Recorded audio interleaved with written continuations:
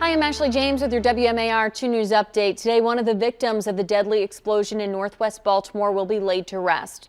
20-year-old Joseph Graham was killed last week. Graham was a rising sophomore at Morgan State University pursuing a degree in electrical engineering. His wake and funeral will be at the Empowerment Temple. The wake is scheduled to begin around 10:30 with the funeral at 11. 61-year-old Lonnie Harriet was also killed in that blast. The Empowerment Temple says it will contribute to the cost of both of their funerals. Former Raven Ray Lewis and owner Steve Bisciotti contributed $5,000 each to both families. The cause of the blast is still under investigation. Students at colleges across Maryland are trying to get out of leases that they had signed back in February before the pandemic began.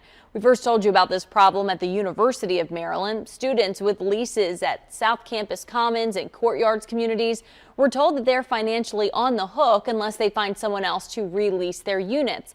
Now there's a similar situation at Towson University. Students in university-owned housing are allowed to get out of their contracts, but Capstone on campus management isn't letting students terminate their leases.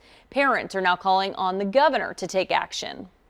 I would like to see the governor and the state legislature come together and through their budgetary process just figure out how to accommodate these bondholders for 1 or 2 semesters, and then we can move forward and get back to normal situation instead of placing this financial burden on the students and their families. UMD students plan to protest the housing decision today at 6 p.m. at the State House in Annapolis. 2 of Baltimore City's biggest events of the year are also being pushed back. City officials say the Baltimore Book Festival in Light City won't be happening this year. The events normally light up the Inner Harbor with art, music, and different types of innovation. Instead, the Book Festival has been pushed back to 2021. And as for Light City, it won't be coming back until at least 2022.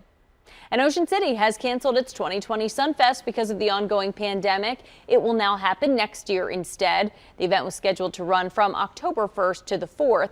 Despite the canceled event, Ocean City says it will continue to welcome visitors in the late summer and fall months. And now from WMAR 2 News, Maryland's most accurate forecast.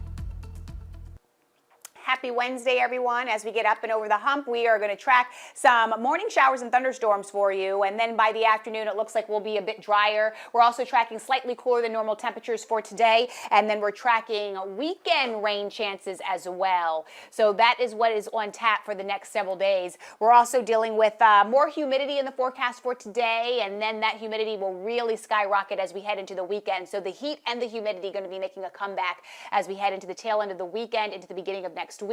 In terms of the rain, really the rain was out there this morning, but by the afternoon we will start to see some dry time in the forecast. So that is definitely some good news. It's not going to rain all day, but we do have the potential by Thursday, maybe a few spotty showers in the forecast, but mainly dry as we work our way towards Friday. So this is what we have on tap again, temperature-wise today. Numbers staying below average. I'm going with about 83 degrees. We should be at 85 degrees for this time of the year. So you need the rain gear this morning, but by the afternoon, you'll be able to put that away. Drier conditions, and then Ashley, things really heat up as we head into your Monday and Tuesday of next week. All right, Lynette, thank you. Stay with us online at WMAR2news.com for updates and for news and weather while you're on the go. Download the WMAR 2 News app in the App Store. You can watch live radar and get breaking news sent straight to your phone. Thanks so much for watching. I'm Ashley James. This WMAR 2 News update is sponsored by Jones Junction.